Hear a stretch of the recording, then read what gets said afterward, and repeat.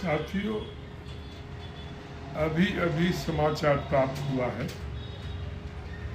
कि पाकिस्तान की राजधानी इस्लामाबाद में एक मस्जिद में धमाका हुआ है। बहुत बड़ा विस्फोट हुआ है जिसमें 30 लोगों की मृत्यु हो चुकी है और काफ़ी संख्या में लोग हताहत हुए जो कि अस्पताल में है। ये शिया मस्जिद थी जिसमें धमाका हुआ है।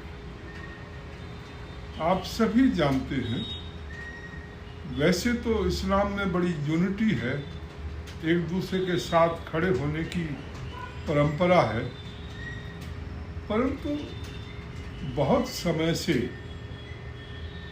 सुन्नी और शियाओं के बीच पाकिस्तान में संघर्ष हो रहे हैं। क्योंकि पाकिस्तान सुन्नी बहुल देश है, इसलिए वे लोग शियाओं को काफिर समझते हैं और काफिर समझ करके उनकी जो मस्जिदें हैं उनमें वो विस्फोट करते रहते हैं। ये कोई पहला हादसा नहीं है, पहली घटना नहीं है। इससे पहले भी अनेक घटनाएं विस्फोट की हो चुकी हैं और वैसे भी जहां कहीं वो शिया समुदाय के लोग, कभी उनको मारा भी जाता है, गोलियों से भून दिया जाता है, तो ये स्थिति पाकिस्तान में चल रही है। आप यदि इसकी जड़ में जाएंगे तो आपको पता लगेगा कि कुरान शरीफ में कहीं ये कहा गया है कि जितने भी ये जो फिरके हैं इस्लाम के अंतर्गत, उसमें से केवल एक को ही जन्नत में जाने का अधिकार है। अब 72-73 के आसपास उनके फिरके हैं, अलग अलग ग्रुप हैं। अब उनमें से कौन सा ग्रुप जो है जन्नत में जाएगा, इसी बात को लेकर के संघर्ष होता रहता है। सुन्नी कहते हैं कि वो जाएंगे, शिया कहते हैं वो जाएंगे। जहां शियाओं का बोलबाला है वहां सुन्नियों को टारगेट किया जाता है, जहां सुन्नियों का बोलबाला है वहां शियाओं को टारगेट किया जाता है, या दूसरे जो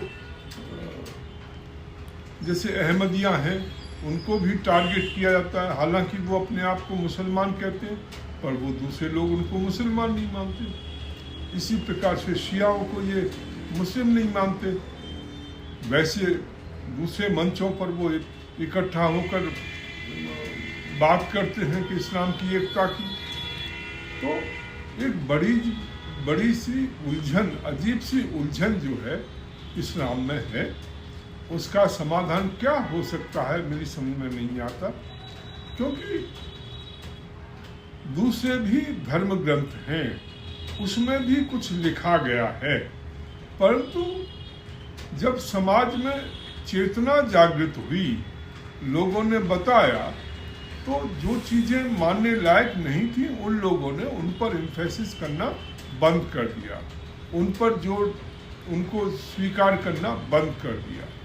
बाइबल में भी काफ़ी कुछ लिखा हुआ है, परंतु जब साइंस की उन्नति हुई, विज्ञान की प्रगति हुई, तो उन्हें जो चीज़ें ऐसी लगी कि जो कि विज्ञान के विरुद्ध हैं, उनको उन्होंने छोड़ दिया, उनकी वो चर्चा नहीं करते। इसी प्रकार से यहूदियों में भी काफ़ी कुछ लिखा हुआ है, परंतु वो भी उन चीज़ों को छोड़ चुके थे।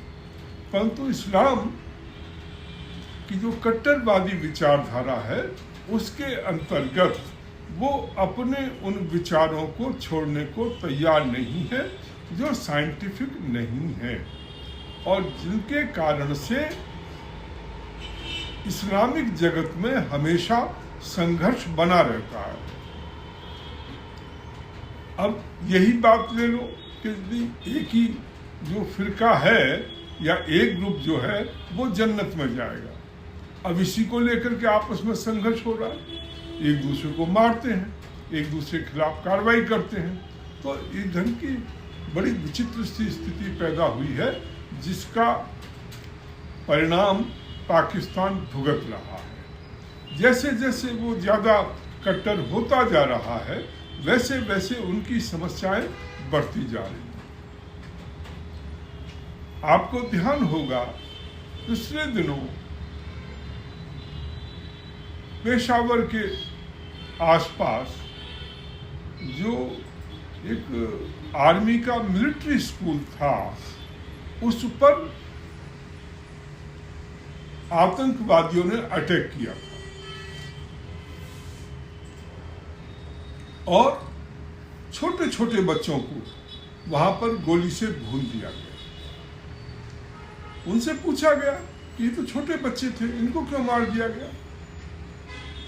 उन्होंने कहा कि कुरान शरीफ में लिखा है कि जिन बच्चों के बाल आ जाते हैं उनको गुप्तांगों पर उनको जो है मारने का, वो उन काफिरों को मारने का हक है। उनकी दृष्टि में ये काफिर थे, हालांकि मुस्लिम थे और मिलिट्री ऑफिसर्स के बच्चे थे और छोटे बच्चे, परंतु कुरान शरीफ में लिखा हुआ है कि भाई जब वो जो बाल आ जाए गुप्तांगों पर तो उनको मारा जा सकता है, वो हराम नहीं है। इस कारण से छोटे छोटे बच्चों को मार दिया गया। अब इस ढंग की विचारधारा कहाँ तक जाएगी, कितना नुकसान करेगी? औरों का तो नुकसान होगा सो होगा, इस्लामिक जगत में भी उनका स्वयं का भी नुकसान इतना ज़्यादा हो रहा है कि वो सब एक दूसरे के खिलाफ संघर्ष करने पर उतारू हैं। इराक में क्या हुआ? सुन्नी और शियाओं का अभी भी संघर्ष वहां चल रहा है।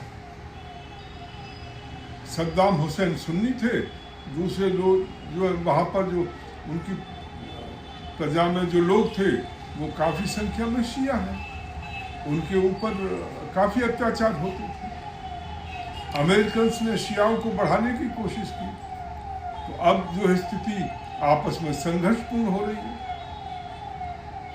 तो इस ढंग से इस्लामिक जगत में जिस ढंग का विश्वास किया जाता है, उसके कारण उनको ही बहुत परेशानियां या नुकसान उठाना पड़ रहा। ये इस्लामिक जगत के जो मौलाना हैं या इस्लामिक जगत के जो नेता हैं, उनको विचारने की जरूरत है, इस पर चिंतन करने की जरूरत है कि उन्हें क्या छोड़ना है, क्या स्वीकार करना है।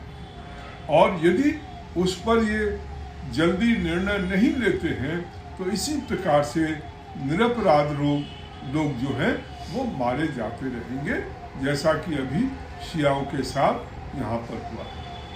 साथियों, इस वीडियो को शेयर करिए, कमेंट्स करिए, अपने साथियों में भेजिए, अधिक से अधिक संख्या में भेजिए, शेयर करिए, अपनी ओपिनियन दीजिए।